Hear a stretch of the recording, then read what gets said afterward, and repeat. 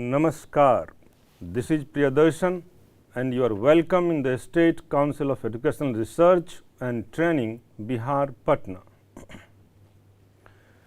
Dear students, today we are going to study about one of the most towering personality of the freedom movement of this country, India. The chapter which we are going to study, its name is Animals in Prison, and it has been written by none other than our first Prime Minister, Pandit Jawaharlal Nehru. As I said you in the introductory remark, one of the most towering personalities of the Indian freedom struggle, a successor of Gandhi. So Nehru, as his name is Pandit Jawaharlal Nehru, so you can consider him as one of the fewest jewels of this country. The field of Nehru, it varies, it's very much diverse. At times he talks about science, at times he talks about literature, at times he talks about even the smaller insects. So we shall have a look on insects, his subtle observation about the insects and his viewpoints on them, what he wants to say, what he wants to express. He is the person who laid the very foundation of modern, democratic, secular, scientific India. So Pandit Nehru is a most revered person. It may be possible that the critics may not like him. Some people like him. So you may like, you may dislike, but he is such a person you can't ignore him. So प्यारे बच्चों, आज जिस पाठ को हम पढ़ने जा रहे हैं उसका नाम है एनिमल्स इन प्रिजन। इसमें नेहरू जी की जो ऑब्जर्वेशन है, जो सूक्ष्म ऑब्जर्वेशन है, और यही सूक्ष्म ऑब्जर्वेशन एक इंसान को महानता की चोटी तक ले जाता है। He is not concerned only about big things. जो कोई भी महान बनता है वह सिर्फ बड़े चीज़ों को लेकर नहीं बनता है। उसका ऑब्जर्वेशन, सूक्ष्म ऑब्जर्वेशन, छोटे छोटे चीज़ों के बारे में भी बिल्कुल अलहदा होता है, बिल्कुल अलग होता है। तो late us see this chapter, the first part of this chapter, animals in prison.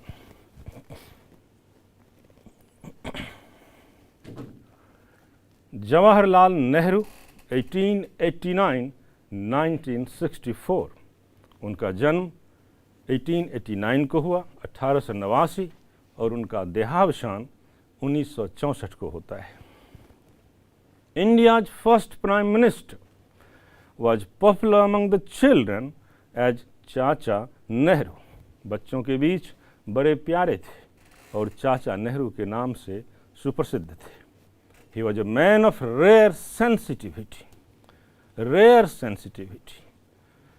बड़े ही विलक्षण संवेदनशीलता के प्राणी थे, बड़े ही विलक्षण संवेदनशीलता के व्यक्ति थे। Educated at Harrow and Cambridge University, Cambridge और हैरो में उनकी पढ़ाई हुई। He became a barrister after studying natural science and law and returned to India in 1921. वो बैरिस्टर बने, नेचुरल साइंस की उन्होंने पढ़ाई की, कानून की पढ़ाई की, और पुनः भारत वापस आ गए 1921 में। सो 1921 ये वही साल है जब Gandhi ji non cooperation movement चला रहे हैं। Deeply influenced by Mahatma Gandhi, deeply influenced by Mahatma Gandhi, Mahatma Gandhi का उनके ऊपर बहुत ही अधिक प्रभाव था। And therefore Gandhi ji deliberately chose his successor. इसलिए गांधी जी ने अपना सक्सेसर पंडित नेहरू को चुना। He joined Indian politics and soon emerged as a leader of the country's youth भारतीय राजनीति में प्रवेश करते हैं और अति शीघ्र बहुत जल्द ही हिंदुस्तान के युवाओं के सर्वप्रिय बन जाते हैं।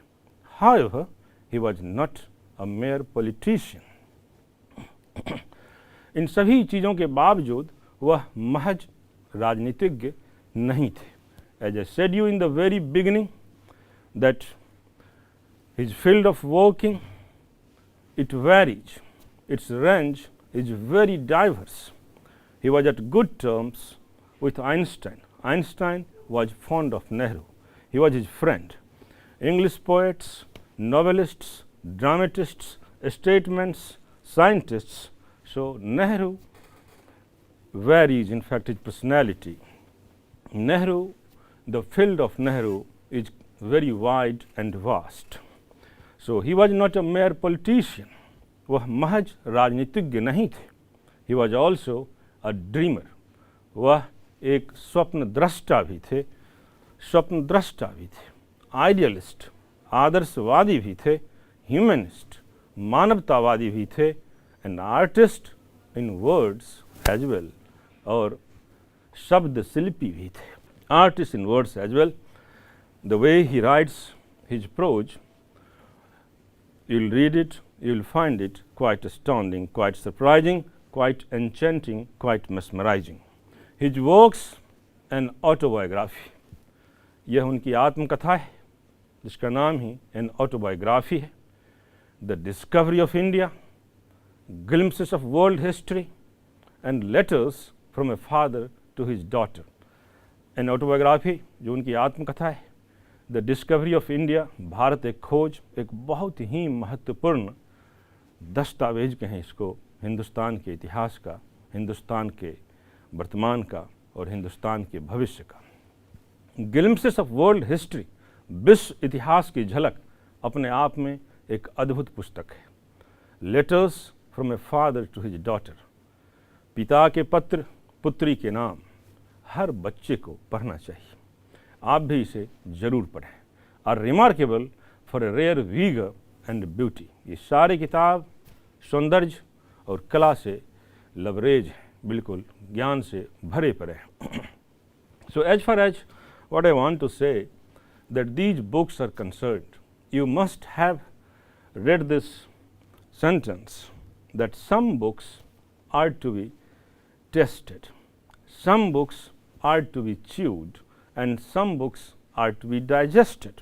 तो कुछ किताबें ऐसी होती है जिन्हें हमें आत्मसात कर लेना चाहिए.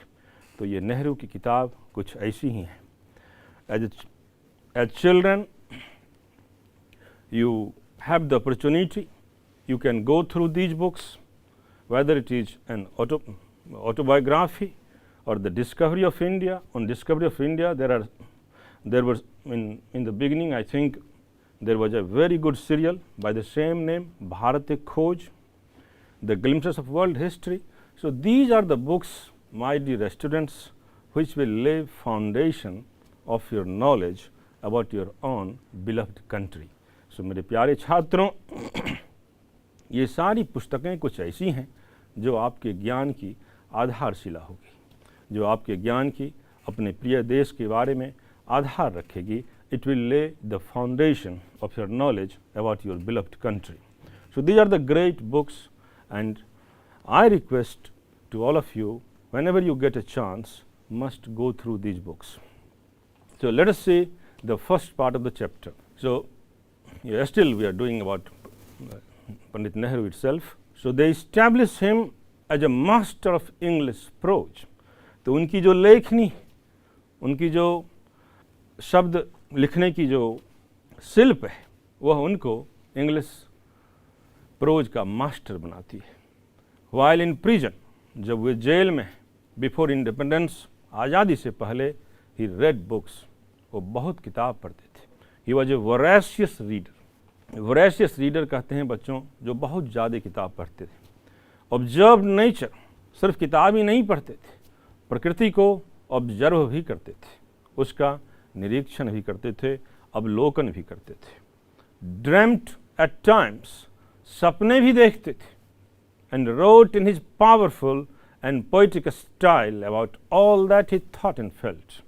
और उन तमाम चीज़ों को पन्नों पर उन्होंने शब्दों से सजाए.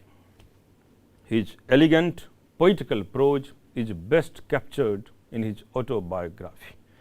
उनके बहुत ही बेहतरीन जो पद्यात्मक गद्य हैं, जो गद्य की रचना उन्होंने की, उसकी ये झलक आप ऑटोबायोग्राफी में, उनकी आत्मकथा में पा सकते हैं.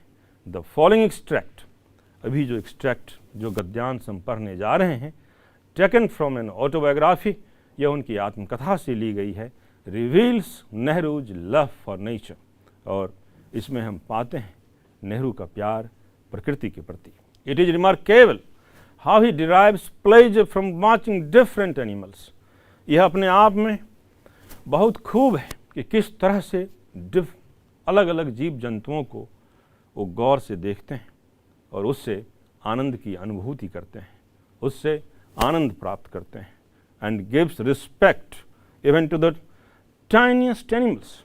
और जो सूक्ष्म से सूक्ष्मतर जीव जंतु हैं उनका भी वो सम्मान करते हैं. So this is what makes Nehru a democratic person, a humanist. No, the piece is a wonderful example of live and let live. और ये जो गद्य हम पढ़ने जा रहे हैं, यह एक अपने आप में नायाब एग्जाम्पल है, नायाब नमूना है. लिव एंड लेट लिव, जियो और जीने दो. So this is what, my dear students, we have just read about Jawaharlal Nehru, our first Prime Minister of this country. As I said you in the beginning itself, the field of Nehru's knowledge is very vast, it's very diverse. He also traveled a lot, met a lot of people, read a lot of books, and therefore it's very apt to say he is considered to be the foundation layer of modern India. इसलिए आधुनिक और builder of modern India, आधुनिक भारत का निर्माता, इन्हीं सारी वजहों से हम पंडित जवाहरलाल नेहरू को कहते हैं. You can see in the very beginning the construction like AIIMS, IITs, no? So AIIMS, IITs, BHEL, Bharat Heavy Electrical Limited, DRDO, ISRO, all were made in fact by Pandit Nehru, by his government. And not only this, not only in the field of science and technology, how wonderful it is this to have a balance in life, dear children. Not only in the field of science and technology, he also gave a thought to the construction of NSD, National School of Drama. So just think about his vision. He was truly a visionary. He thought not only about science, technology, agriculture, but at the same time music, drama, film, etc. So these are the great virtues of one of the most prominent statesmen of modern India, and that is Jawaharlal Nehru. Let us see what the extract has for us. So the extract begins like this: for 14.5 months I lived in my little cell. 14.5 महीने मैंने अपने एक छोटे से cell में रहा. और room in the Dehradun gaol. Gaol, it's a good word. Gaol, no, it's prison, जिसे आप कारावास कहते हैं.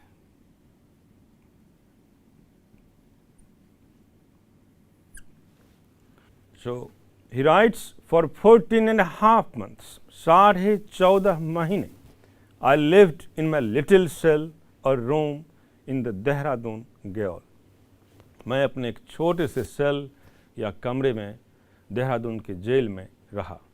And I began to feel as if I was almost a part of it. और मुझे ऐसा एहसास होने लगा कि मैं कहीं इसका हिस्सा तो नहीं हो गया. I was familiar with every bit of it. इस ग्याल के, इस जेल के, देहरादून जेल के जिस सेल में वो रहते थे, उसके हर छोटी से छोटी चीज़ों से उनका परिचय हो गया. I knew every mark and dent on the whitewashed walls. सफ़ेदी की हुई दीवार पर एक एक मार्क पर वो गौर करते थे, एक एक चिन्ह जो दाग थे वहाँ उस पर वो गौर करते थे. And on the uneven floor, और जो फ्लोर, जो सतह, खुरदुरे सतह थे, उस पर भी वो गौर करते थे. And the ceiling with its moth eaten rafters, rafters जो छत को सपोर्ट करने के लिए जो बीम बनाया जाता है, तो उसमें जो and the ceiling with its moth eaten rafters, उस रैफ्टर्स में, उस बीम में जो कीड़े लग गए थे, जो दीमक लग गए थे, उन तमाम चीज़ों पर वो गौर करते थे. और उनको ऐसा लगता था कि उस सेल के जो कुछ भी हैं उससे वो काफ़ी उनका एक करीबी रिश्ता सा हो चुका है. In the little yard outside, I greeted little tufts of grass and odd bits of stone as old friends. और बाहर यार्ड में चलकर जो भी छोटे बड़े पौधे थे, घास थी और जो स्टोन्स थे, जो पत्थर के टुकड़े थे, सब मानो नेहरू के दोस्त हो गए थे. I was not alone in my cell. मैं अपने सेल में अकेले नहीं था.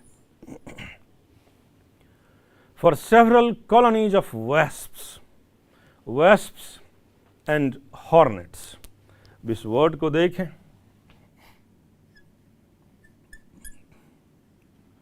wasp and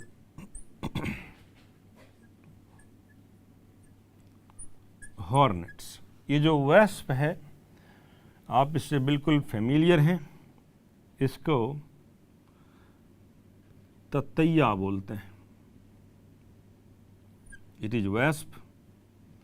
एंड हॉर्नेट जो है इसको बर बोलते हैं.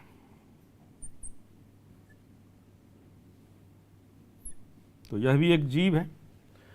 सो वेस्प एंड हॉर्नेट्स, ततैया और बर. So I was not alone in my cell. मैं अपने सेल में अकेले नहीं था. For several colonies of wasp and hornets, उसमें बहुत सारे ततैये और हॉर्नेट्स वो भी रहते थे, lived there. And many lizards, और बहुत सारे लिजर्ड्स, छिपकलियाँ, found home behind the rafters, और उस रैप्टर्स के पीछे वो भी रहते थे. Emerging in the evening in search of prey, और ये सब के सब शाम को निकलते थे शिकार की तलाश में. प्रे शिकार को बोलते हैं बच्चों.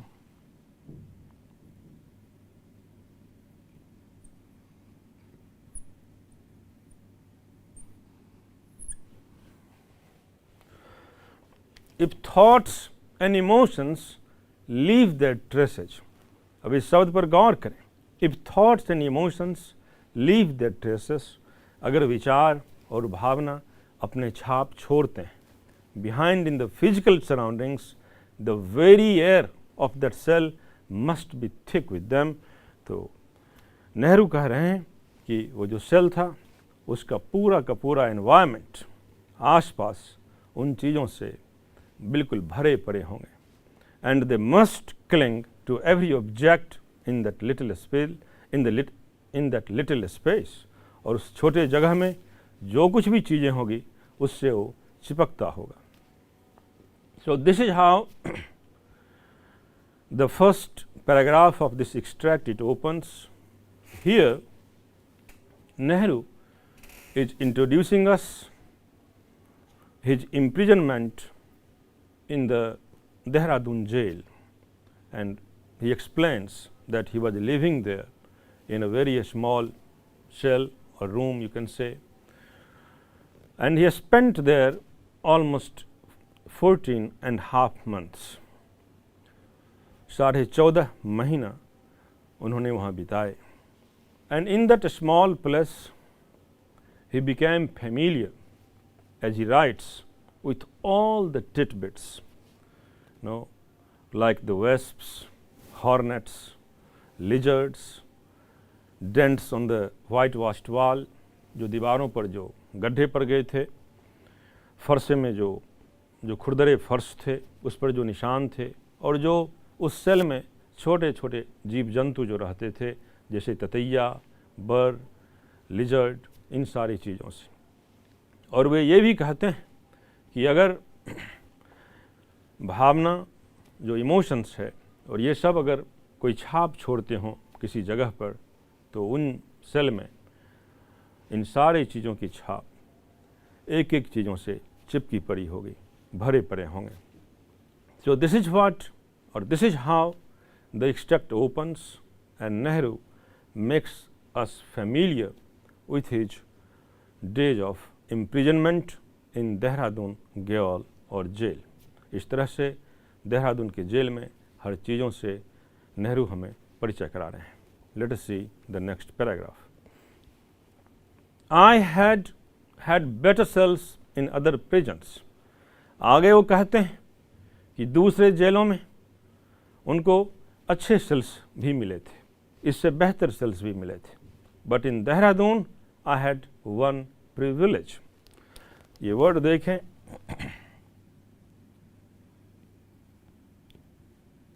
प्रिविलेज। यहाँ आप इसे सुविधा समझें, इसका दूसरा मतलब विशेषाधिकार, राइट्स, विशेषाधिकार भी होता है। I had one privilege, इनको एक सुविधा प्राप्त थी, which was very precious to me, और ये कहते हैं वो मेरे लिए बहुत प्रिय था, बहुत कीमती था। The gaol proper was a very small one, वो बहुत छोटा था, and we were kept in an old lockup outside the gaol walls। और gaols की जो दीवार थी उसके बाहर इन लोगों को एक लॉकअप में, पुराने लॉकअप में रखा जाता था। But within the gaol compound, लेकिन वो भी गयाल कंपाउंड के अंदर ही था, उस चारदीवारी के, जेल की जो लास्ट चारदीवारी होती है उसके अंदर ही था। This place was so small that there was no room to walk about in it. यह जगह इतनी छोटी थी कि पैदल चलने के लिए, वॉकिंग करने के लिए, टहलने के लिए थोड़ी भी जगह नहीं थी। And so we are allowed morning and evening to go out and walk up and down it in front of the gate। इसलिए सुबह शाम इनको अलाउ कर दिया जाता था, इनको इजाज़त दे दी जाती थी कि गेट के पास जाकर वहाँ ये टहलें या चलें, सुबह और शाम जो मॉर्निंग और इवनिंग वॉक होता है। A distance of about 100 yards, और ये जो दूरी थी तकरीबन 100 yards की थी। We remained in the gaol compound, हम गयाल कंपाउंड में ही हैं, गयाल कंपाउंड में ही रहते थे। But this coming outside the walls gave us a view of mountains and the fields and a public road at some distance. लेकिन हमें यहाँ से, जहाँ से उनको चलने की सुबह शाम इजाज़त थी, जब ये लोग सुबह शाम वहाँ पहुँचते थे तो इनको वहाँ से पहाड़ों की दृश्य दिखाई पड़ती थी, हरे भरे खेत के मैदान दिखाई पड़ते थे, सड़कें दिखाई पड़ती थी। दिस वाज, जैसा कि वो लिखते हैं, this was not a special privilege for me. यह हमारे लिए कोई विशेष सुविधा या विशेषाधिकार जैसा कुछ नहीं था। It was common for all the A and B class prisoners. जितने भी जेल में कैदी थे, बंदी थे, चाहे वो ए क्लास का हो या बी क्लास का हो, सबको इन चीज़ों की सुविधा प्राप्त थी। Kept at Dehradun. Within the compound, उस कंपाउंड के चारदीवारी के अंदर, but outside the gaol walls, लेकिन दीवार के बाहर, there was another small building, एक दूसरी छोटी सी इमारत थी, बिल्डिंग था, कॉल्ड द यूरोपियन लॉकअप, और उसका नाम यूरोपियन लॉकअप था। So dear children, as Nehru is telling about his experience there in the Dehradun Gaol, so he is telling that in the Gaol itself, in the jail itself, there were very little place in their cell. So therefore, they were allowed to walk outside the cell, though very much within the compound. Jail के अंदर ही, लेकिन cell के outside इनको घूमने फिरने की इजाज़त थी। और यह घूमने फिरने की इजाज़त कोई विशेष या सिर्फ इन्हीं को यह विशेषाधिकार नहीं था। वो ये कहते हैं कि जेल में जितने भी कैदी थे, चाहे ए कैटेगरी की कैदी हो या बी कैटेगरी की कैदी हो, उन सब को ये सुविधा प्राप्त था। लेकिन जो इंटरेस्टिंग बात वो यहाँ कह रहे हैं कि जब वो सुबह शाम जब घूमने के लिए निकलते थे तो वहाँ से, क्योंकि देहरादून जो अभी उत्तराखंड में है, तो वहाँ से हिमालय वगैरह नज़र आता है, पहाड़ें दिखाई देती हैं। तो जब ये कहते हैं कि वहाँ से पहाड़ों का दृश्य, उसकी छटा, खेत के मैदान और सड़कें जब दिखाई देती थी तो ये उनको आनंद पहुँचाती थी। They were feeling no something better because after all they were living in a prison. वो एक कैद खाने में थे और ये जो बाहर के दृश्य देखते थे तो इनको इससे खुशी मिलती थी। Let us see the next part of this story. So this had no enclosing walls, और यहाँ कोई चार दीवारी नहीं थी जिसे बंद किया जाए। And the person inside the cell could have a fine view of the mountains and the life outside. और जो भी व्यक्ति उस सेल में था उसे पहाड़ों के दृश्य और वहाँ जो जिंदगी थी सबको देखने का सुअवसर प्राप्त था। यूरोपियन कन्विक्ट्स, जो यूरोपियन कैदी हुआ करते थे, एंड अदर्स केप्ट हियर, और दूसरे को भी यहाँ रखा जाता था। Kept here were also allowed to walk in front of the gate every morning and evening, और उनको भी इजाज़त थी कि सुबह शाम वो भी वहाँ टहलने के लिए जाएं। Only a prisoner who has been confined for long behind high walls can appreciate the extraordinary psychological value, मनोवैज्ञानिक मूल्य जिसको आप कहते हैं।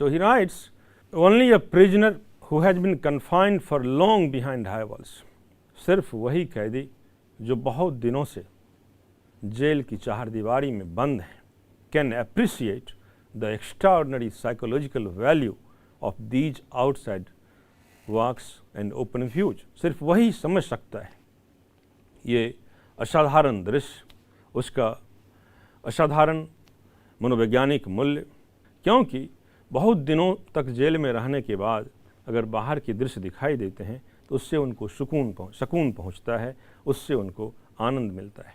आई लव्ड दीज आउटिंग्स, और औरों की तरह इनको भी ये चीज़ें पसंद थी। And I did not give them up even during the monsoon, और यहाँ तक कि मानसून में भी ये कहते हैं कि वहाँ टहलना ये नहीं छोड़ते थे। When the rain came down for days in torrents, जब मूसलाधार बारिश होती थी कई दिनों तक, and I had to walk in ankle deep of water, और घुटने भर पानी में इनको अगर चलना पड़ता था, I would have welcomed the outing in any but the sight of the towering Himalaya added joy went a long way to removing the weariness of prison. Was my very good fortune that during the long period when I had no interviews and when for many months I was quite alone, I could gaze at these mountains that I loved. I could not see the mountains from my cell. मैं अपने cell से ये कह रहे हैं कि mountains, पहाड़ों को नहीं देख सकते थे, but my mind was full of them and I wore every conscious of their nearness and the secret intimacy seemed to grow between us. So इस तरह से पंडित नेहरू कह रहे हैं कि जो बहुत दिनों तक जेल के अंदर है और इस तरह से बाहर के दृश्य जब उसको देखने के लिए मिलते हैं तो उनको बहुत ही ज़्यादा आनंद की अनुभूति होती है। So this is what Nehru also used to experience. He enjoyed walking even in the rainy season in the knee-deep water. He did not gave up it. He did not give up it. उन्होंने इसे छोड़ा नहीं.